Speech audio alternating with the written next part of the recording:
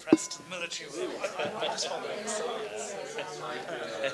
Oh, I didn't even know. They just sat in order for a second.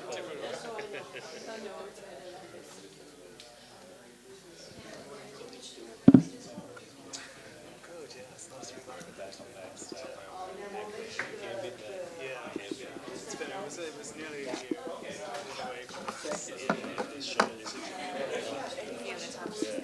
We've done it a few times in the military, but this is different. It's different. Then there is an element of lack of choice. Yeah. Whereas in this, you do have some choice. So they're good. They've been very good, I must say. It's often like a period of By the way, so it's nice to be back with them. But I miss my family. How are you? Yeah, you landed well in Paris. I've done well here too. But very glad. So hope to keep the dialogue going. Absolutely, you left a very impressive footprint. Yes, no, happy to. okay, nice to meet you. Talk about mutilation of true assistance. No. Yeah, that's it's a natural thing. Last time we were in this room.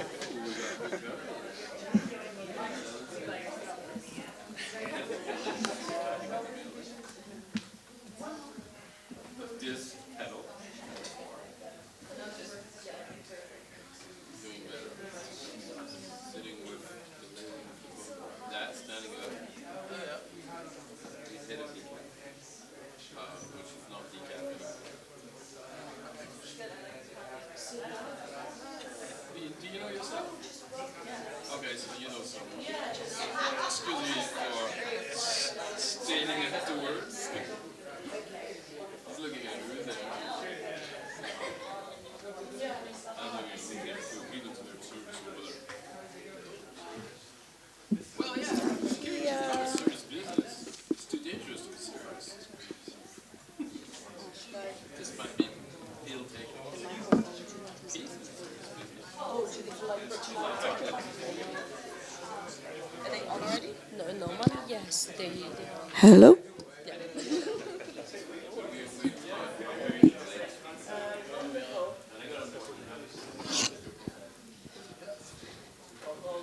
Oh, going in. Sorry, we're going to... Thank you. The interesting conversations have already started. In fact, can you hear me without a microphone? Are you sure? Okay. No. No. You're recorded. You're being recorded. Do you need the microphone?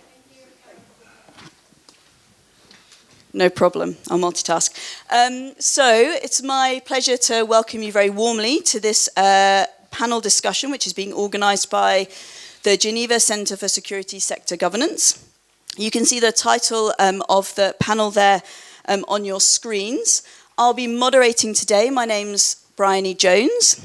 I'm an associate professor at the University of Warwick in the UK, but I'm also a senior researcher at Swiss Peace in Bern, Switzerland. So as you'll see today, we're going to have 3 presentations and then protect a substantial amount of time for us all to have a discussion. I know there's a lot of interest and expertise in the room as well. Today's panel is going to focus on 3 broad elements I just want to introduce before we get into the content. So firstly, we have an interest in localized approaches to peace building and justice. This will be discussed in terms of what counts as a localized approach, what does it look like in practice, what lessons can we learn for the Gambia and also for elsewhere. We're also very interested in discussing and drawing out the synergies between transitional justice and security sector reform, both conceptually but also in terms of policy making and practice. And this will be framed within a discussion specifically focusing on the EU's integrated approach to conflict, crises, and peace building. So in order to draw out these 3 elements, we're going to hear from 3 experts I now warmly welcome officially to the panel. Our first speaker today is going to be Madeleine Mayorenko, who's the EU ISP representative. She's the head of division for the ISP, focused on concepts, knowledge management and programs, and has a wealth of experience at the EU and the EC. So welcome, thank you very much for being here. Our second speaker is going to be Jonathan Malley, there at the end, who's a policy analyst in crisis and fragility at the OECD, previously based at DCAF, leading their project in the Gambia, and I believe will be speaking directly from his experiences working in the Gambia with DCAF. He's also been an officer in the Irish Defence Forces, leading research and programming on higher education. So we also welcome you very much, Jonathan. Thank you.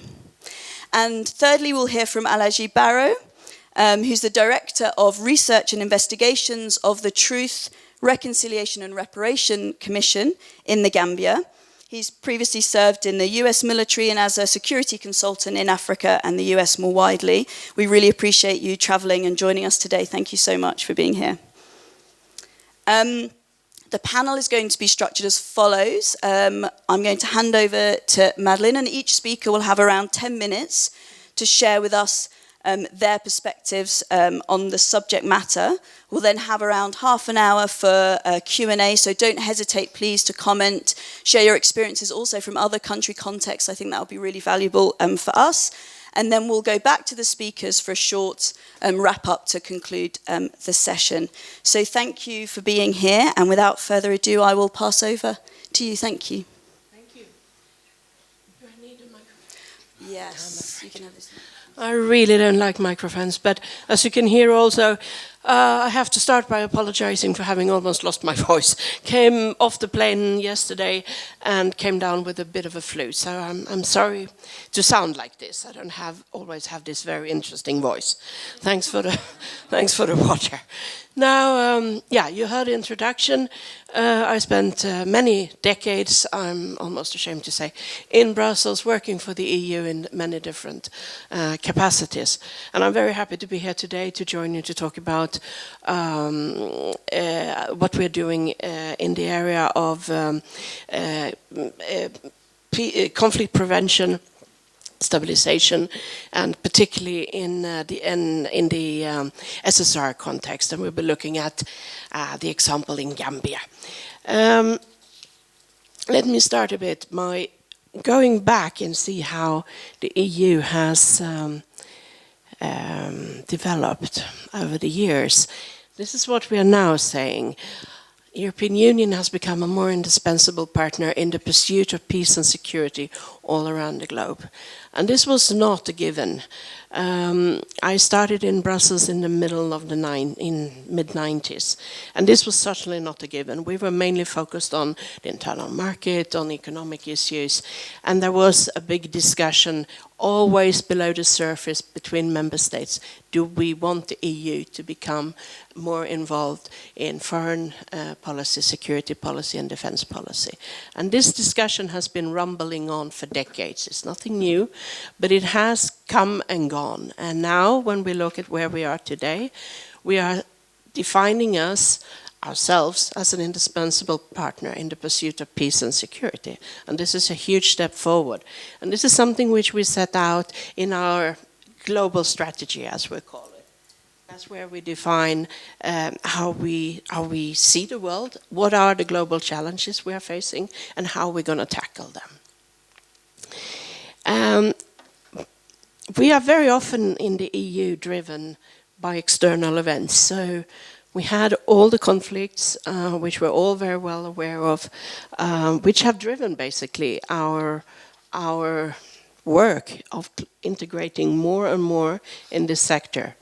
The Bosnia crisis in '92, we responded with the Treaty of Maastricht in '93.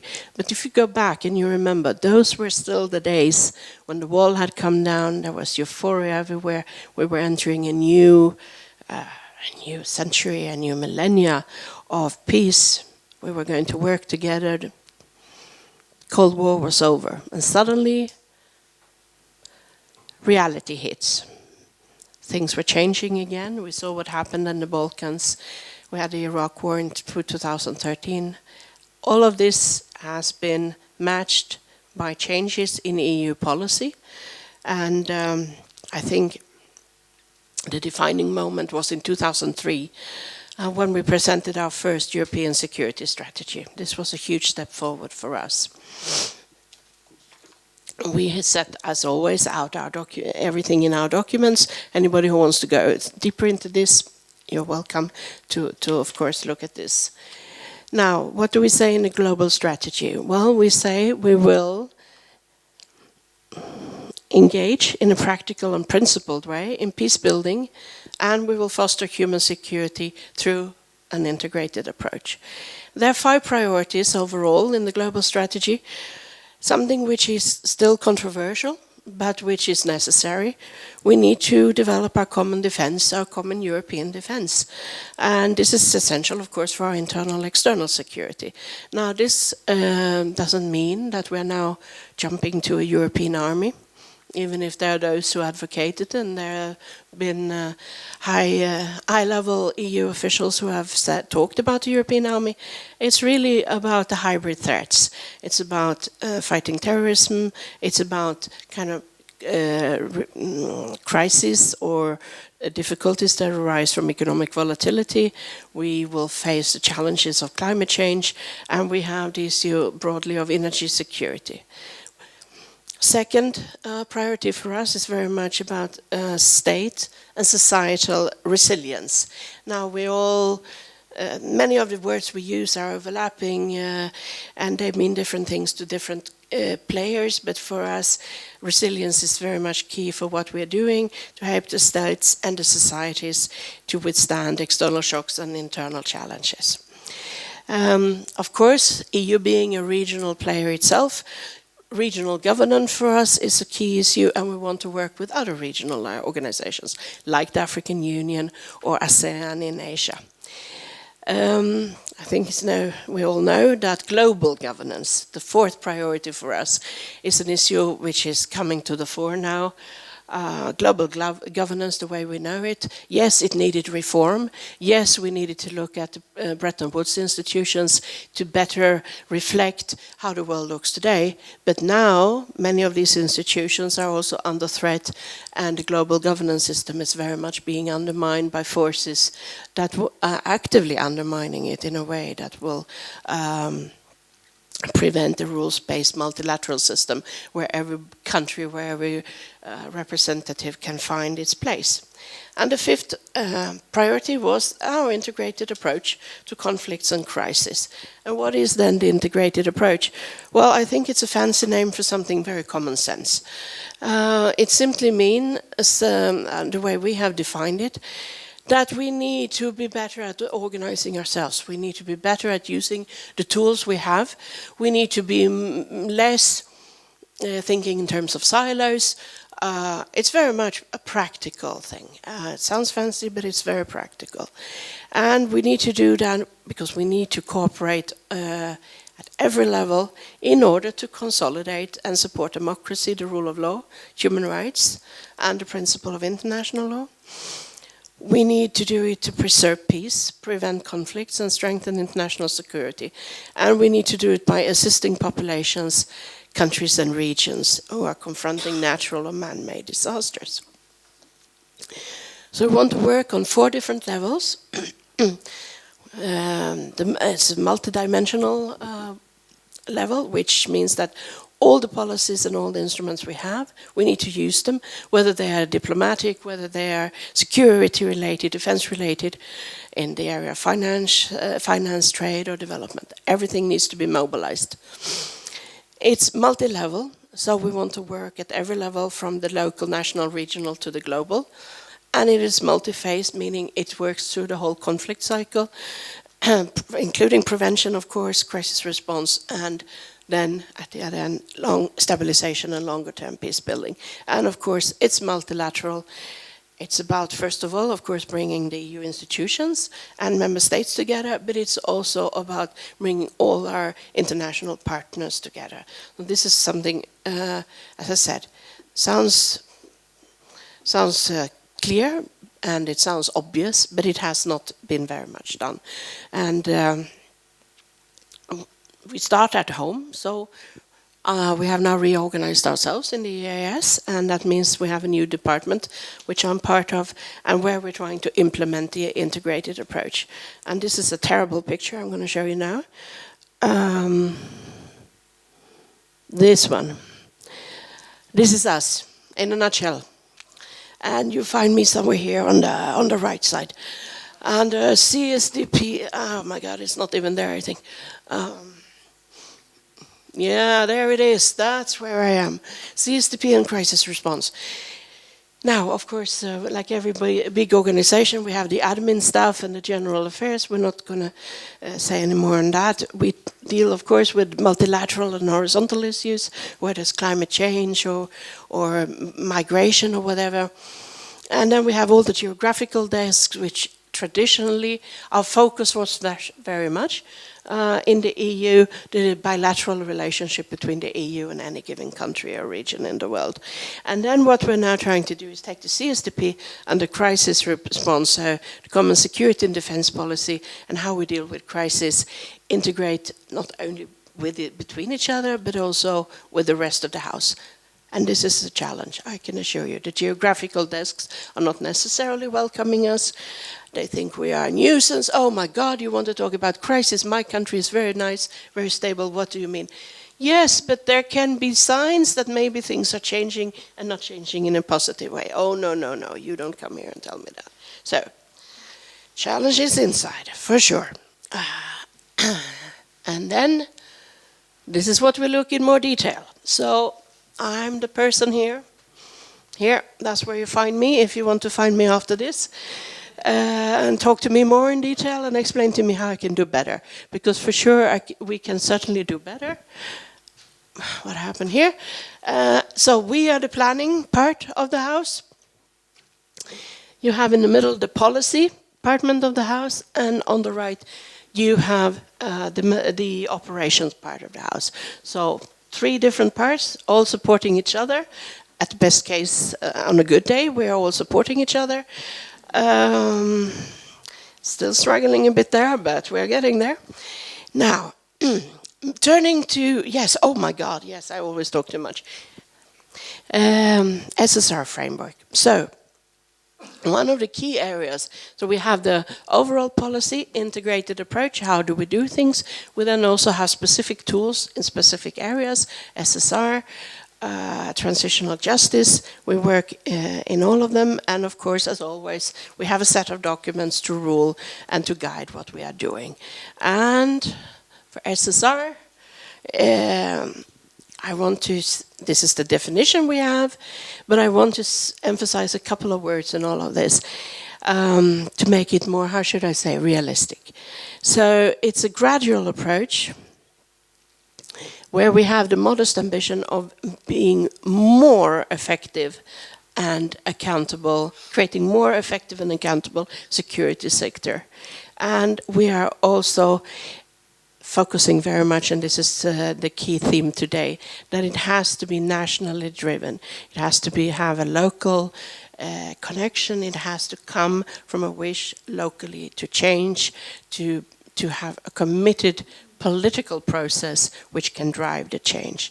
And this is something which is not easy to find everywhere, and we were very happy that the case of Gambia, there is this will which we could then tap into. Next one, I'll skip. What we do simply is, simply, it doesn't look that simple, right? But it starts with an analysis. We develop what we call a matrix, a coordination matrix, and this has become, it's actually a very simple tool that a colleague developed in his own office because he felt like, how am I going to plan all of this? How am I going to drive all of this? All the players, all the steps we have to do. And this is very clear. How we want to do this is, we should look at it over time. We should see which are the players who are best placed to deliver and how can we do this. And then, of course, monitoring and evaluation in a feedback loop so we know what we're doing and if we should continue doing it. Now, Gambia. We started in 2007 together with ECOWAS and the UN. We started with a scoping mission, and it was led by a predecessor of our division, the former PRISM. Now, this is really an interesting case of our integrated approach, and I think we are cautiously optimistic. My colleagues went to Gambia for 2 weeks of analysis now and looking into how this has worked. In previous weeks, they just came back, and for them, it's clear that we have reason to be cautiously optimistic. The integrated approach has actually seemed to be working.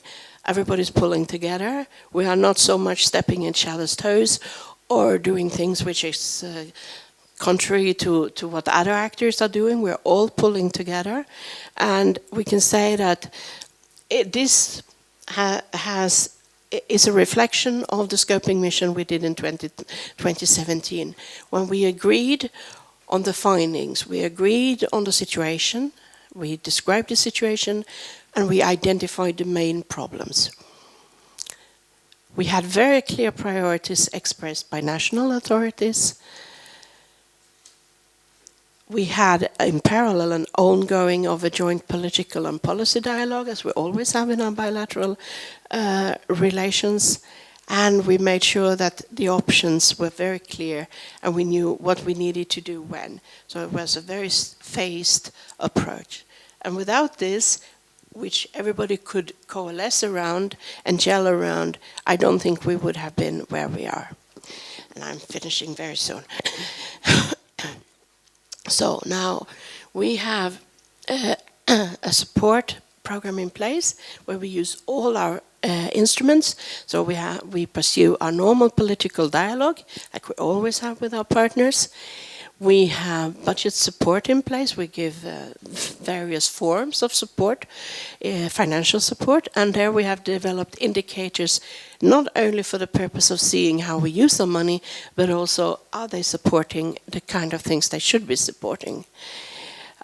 We are running in parallel many other different projects in terms of support, crisis response projects. We also have normal forms of development cooperation, and then we support ECOMIG's deployment through the African Peace Facility. So we are engaged in many different ways. Now, each and every one of these instruments have their limitations, but once we make sure that they target the same priorities, the same goals, it's actually working. Yeah, I think we're going to discuss a bit the concrete examples later, so I think I will stop here now and then save some of the comments for a later discussion. Thank you very much. Thanks. Thank you. And I think that's a fantastic segue from the policy approach. A fantastic segue from the policy approach and the values and the ambitions into thinking a bit more about the specific challenges, possibilities, opportunities around implementation, which I know we're going to hear from Jonathan. So thank you very much. Thank you. So first of all, delighted to be back here.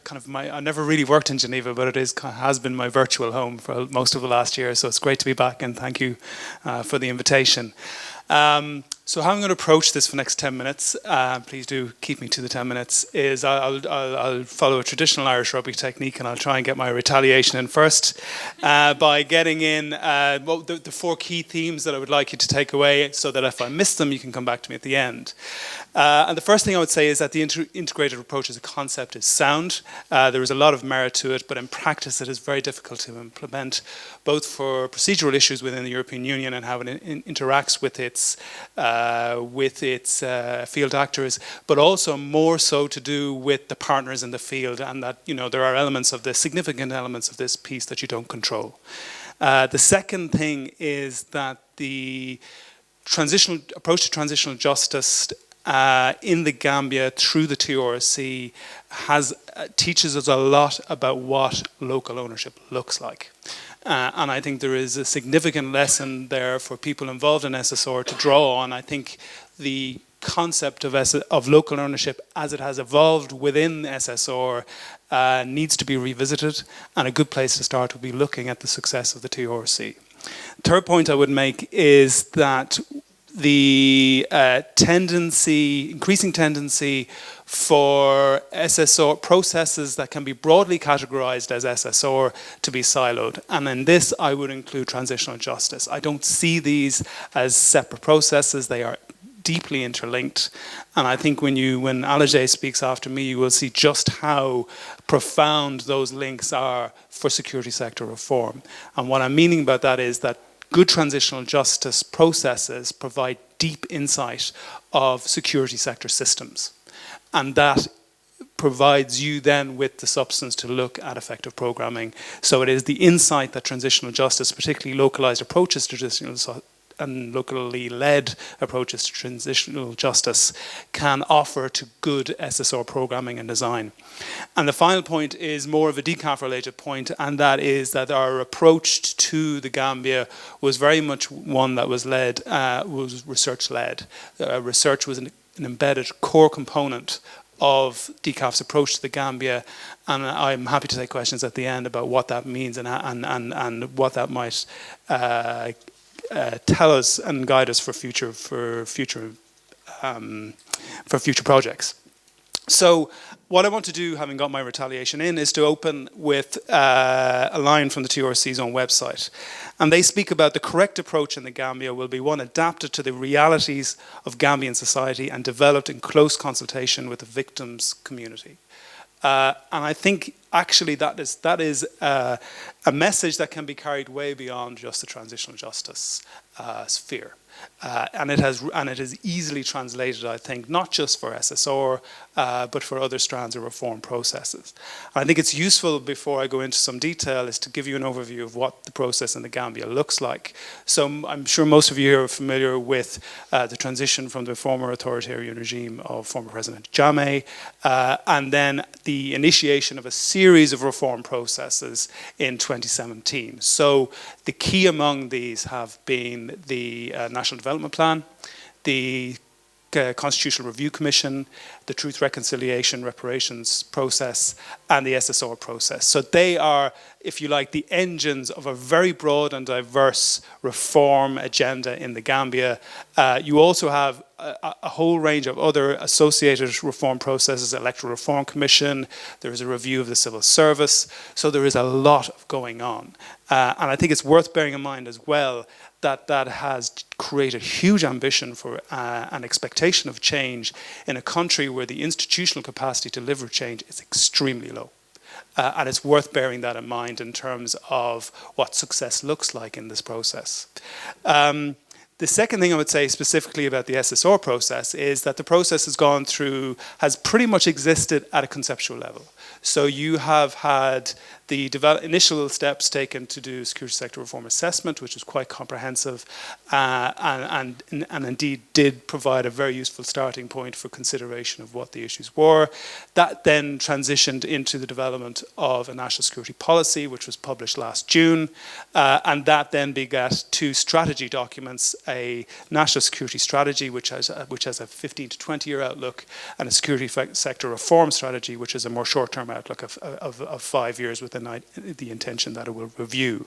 Both of those documents are now with the government for ratification, and they then, it is intended, will beget the next round of reform, which will be more at the ministerial level, so the potential for ministerial white papers, security sector institution-specific strategies for their development.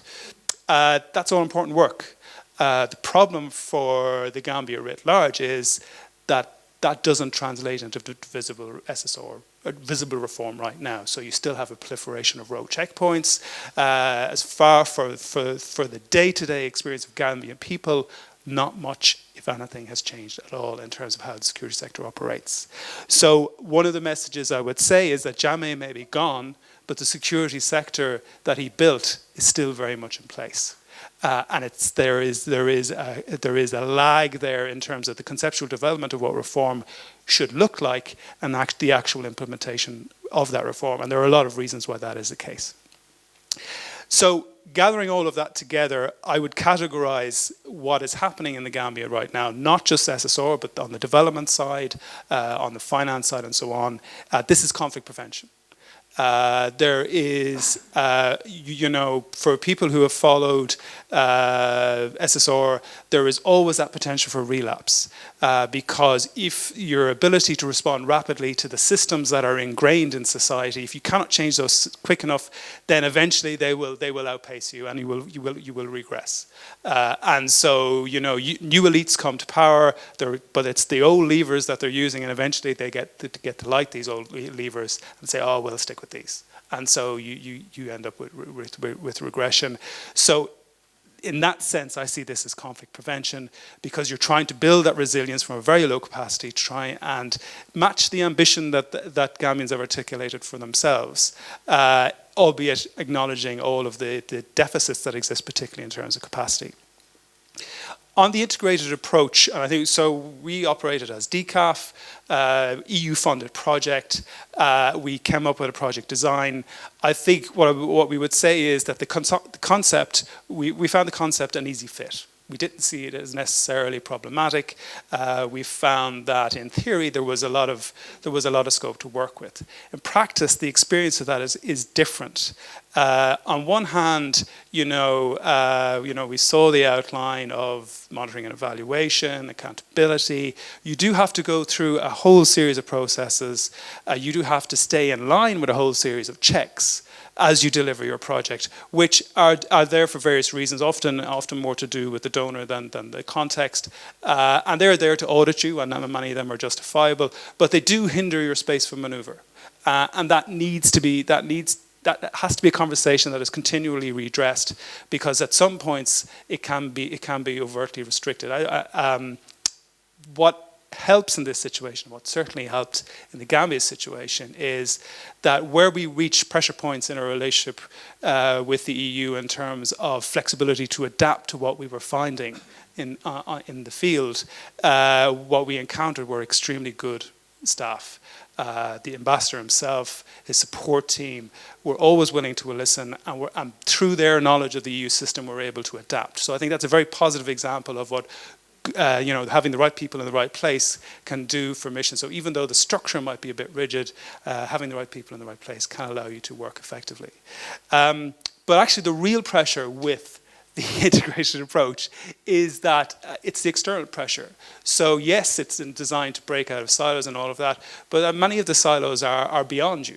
So, you have conversations that exist, well, as to quote an official from one international organization, well, security sector and development don't mix.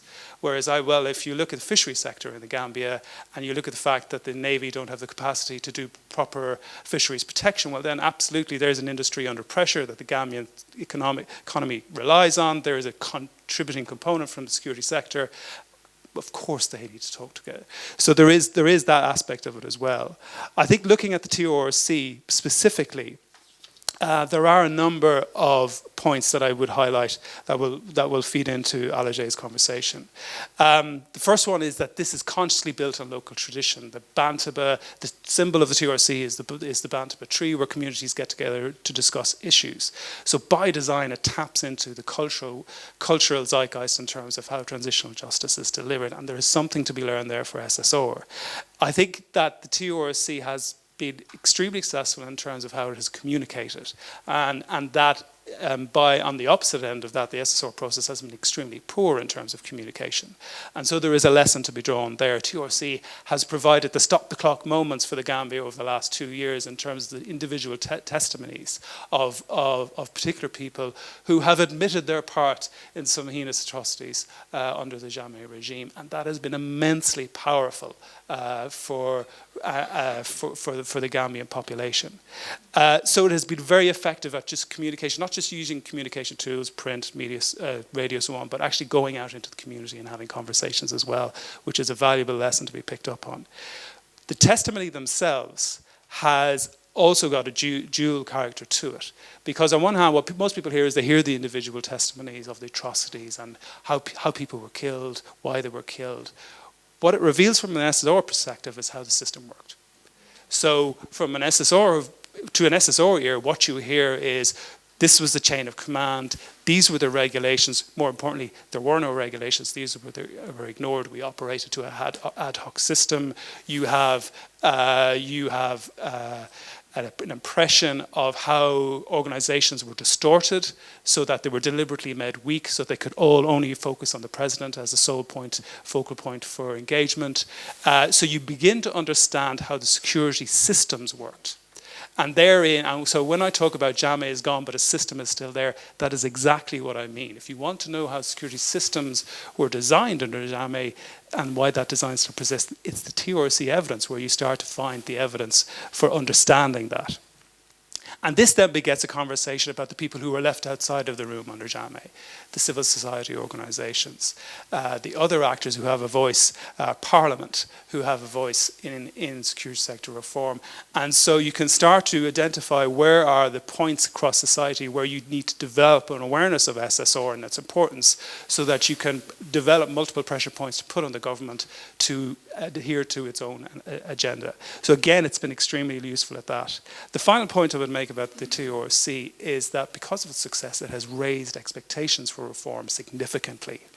And the concern there is that up until now, there has been no effective dialogue between those leading the SSR, who on the national level are still largely confined to quite an elite group focused on a handful of security sector institutions, and those who are getting their news in many ways from the TRC who have an expectation of change. So there is a very real need to break out of silos at a national level to start to connect government ministries, to start to connect the reform processes themselves, not just transitional justice and SSR, but transitional justice, SSR, national development, electoral reform, constitutional reform. And there is a dialogue there that needs to happen that indeed DCAF tried to address in the latter stages of its programme.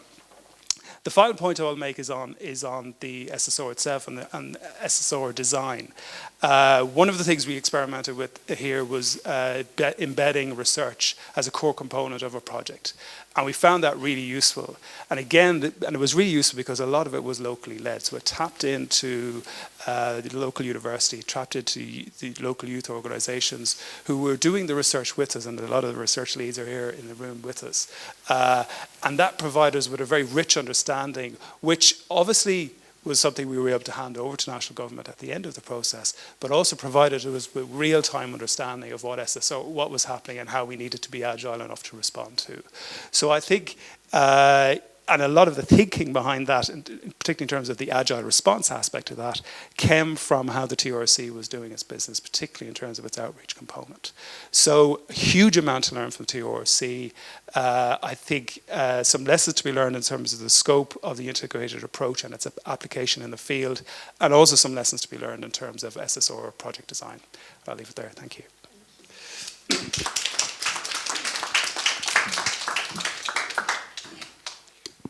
Thank you very much for that detailed insight into moving from the policy to the implementation. And now, importantly, we're going to hear from Alege regarding the local ownership element, the workings of the TRC, and also hopefully drawing out some parts of what's been more successful and some challenges in terms of implementing the integrated approach. Thank you. Pointer. All right, good morning. This is my first time in Switzerland, so thanks for the welcome. I'm glad to be here with every one of you. I wanted to start by asking a question. How many of you here work for an individual that cannot read or write in your official language? Nobody, except for me, right? So that's local ownership. You think of TRC, you think of the process, you think of education, you think of smart individuals, you think of experts. But the commission was deliberately formed to be local. Local meaning that we have individuals at the commission level or commissioners that cannot read or write in English. So when the hearings are on, they have to listen through local language. So these people, despite the fact that they've never been to your ordinary school, here I am thinking I'm a smart guy, educated in the US and all this, and here I am working for somebody that can't even read or write. right? But that doesn't mean that particular individual doesn't understand the challenges that they face in their community. My education outside or elsewhere doesn't mean that I'm any more smarter than that individual or that I understand that person's problems more than they do. And that's local ownership. So the TRC was designed with that in mind. The inspiration, again, was for local ownership, to make sure that Gambians take ownership of this process, to make sure, because these are problems that we created ourselves, and we have the solutions to these problems. We have a lot of international partners that work with us, that help us a lot through this TRC process. But then when it comes to the decision making, I, as an investigator over research and investigations, I pass whatever information I get to the commissioners. Ultimately, it's this person that passes judgment to what needs to happen in that community. We have 11 commissioners from all parts of the country, representing youth groups, women's groups, all kinds of, two religious leaders, local leaders, and so on and so forth, speaking various languages. So the expertise is very different. The nexus of what they are supposed to be is not focused on what expertise they bring in, but who they are within their community. So they went around the length and breadth of Gambia looking for these individuals. And these were people that were selected by the community itself too. We didn't impose them or we didn't select them. The community said this person needs to be part of this process because they were well-respected individuals within their communities. That's one of the functions of the TRC, to give it a specific Gambian character, because ultimately what we want to do is to hold people accountable, but also to reconcile our nation. And you cannot do those if it is being imposed from outside. So there is a huge resistance against any kind of interference in the affairs of the TRC. So it's completely Gambian shade. Every single individual that works there is Gambian. Mostly, some of us have been based outside. I've been in the US for the better part of my life. But the ordinary staff are mostly just resident Gambians that are doing a lot of the stuff that we do. And importantly, independence and autonomy is an independent body, meaning I don't report to any government official. I can do my work without having to worry about government interference at any level, because even though it's still under the Ministry of Justice, but we don't report to the Ministry of Justice. Like I said, my boss are the commissioners, 11 commissioners, those are my bosses. We have an executive secretary and a deputy executive secretary who are over me, and they report to those commissioners. So the bosses are the people that were chosen by the people to be part of the commission. The TRC approach is national reconciliation. How do we do that? So we're not waiting for the commission to do its job and wrap up things and then start a reconciliation effort. I'll give an example. Last 2 weeks ago, we had an individual that came to the office and reported that he was facing some adversity within his community because he was known to have come to the TRC. And we went to that community because we were told of a lot of victims in that community because of some witch hunt that the former government exercised there. So this individual, because it's a split community, there are some people that support the TRC process, there are others that think it's a witch hunt against certain individuals and what have you. So it's a split community. So when word got out that this individual came to the TRC, and the TRC went to the village, so these other people got up and said, you see, now they bring in these TRC people to our village. But there are victims in that particular location. But then, and it got to a point where the guy started receiving threats on his life, and people were passing audios about what they would do to him and so on and so forth. So when he came to us, initially the reaction is, call the police, let them go and handle it. But then we sat down with the reconciliation team and we decided, as opposed to getting the police involved in that process, let's go to the community. We have a reconciliation team at the TRC. So this reconciliation team gathered their own members and selected certain individuals, and they went to this community. They invited the leader of the village, they invited the religious leader, they have what they call a village development committee, they invited members of that group as well, and they had a tete-a-tete. They sat down and discussed things. They talked about it. And so right now, the process is still ongoing. It's not something done. I guess it's a peace-building effort, and it's a process. It doesn't just end like that. So they're still working on that. They're still working on that issue.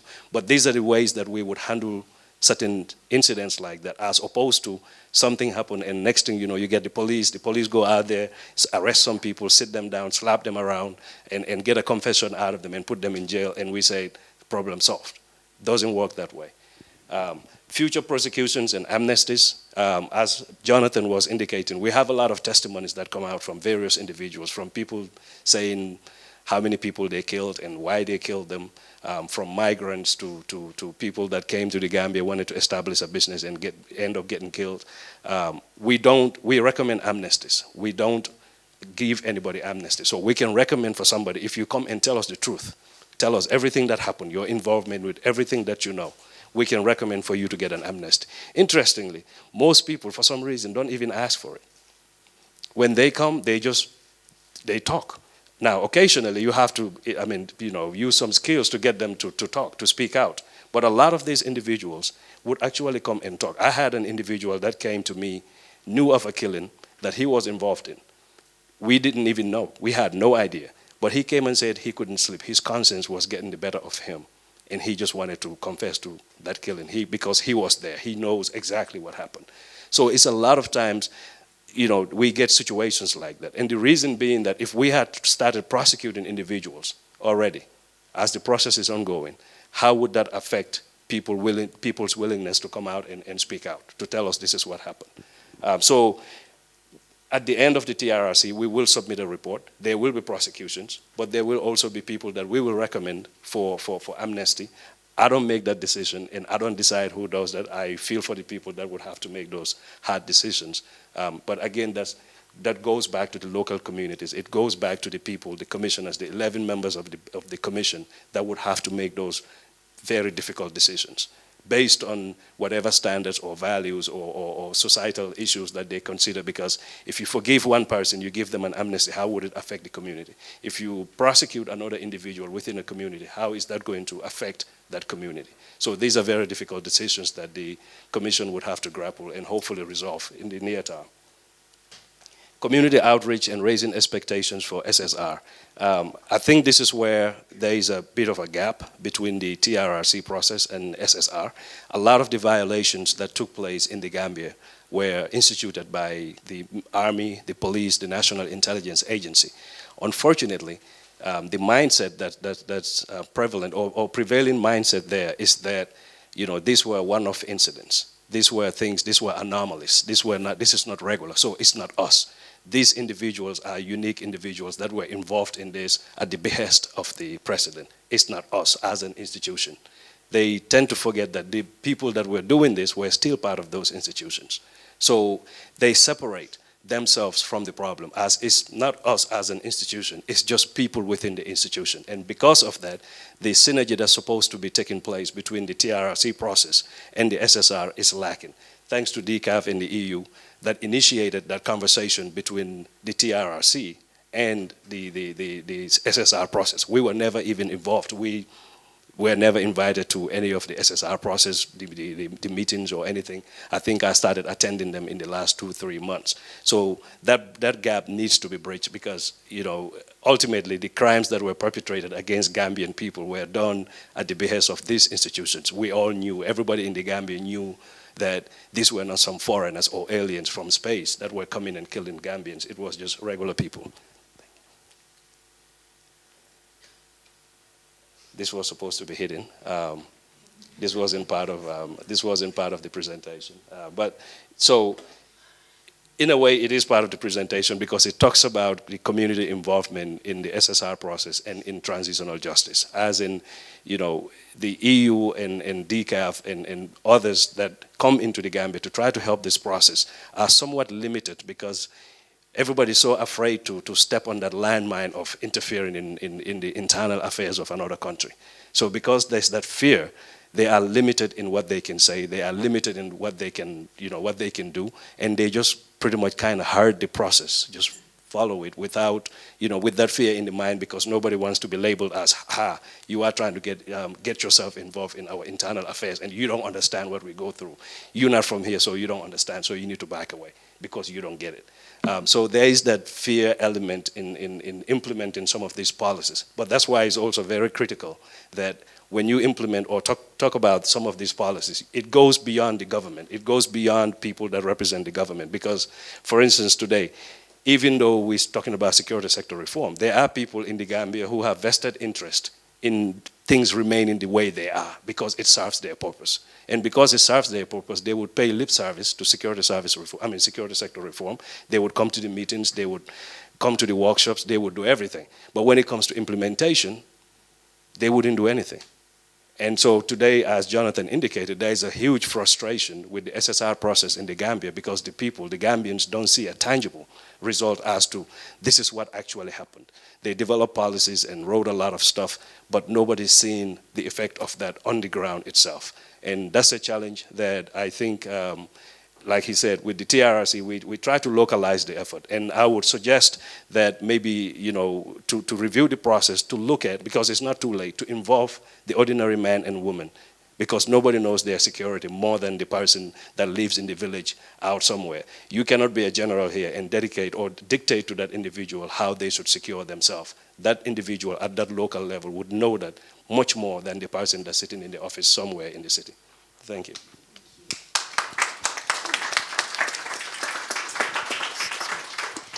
Thank you very much for 3 extremely thought-provoking and rich presentations. I know that perhaps the speakers will have comments and questions for each other, but at this point I'd like to open the floor for anyone in the audience who'd like to make a comment, pose a question, perhaps also give an example from a context that you yourselves work in. So we have a good amount of time, so I will just open the floor to you. Yes, please. Hello.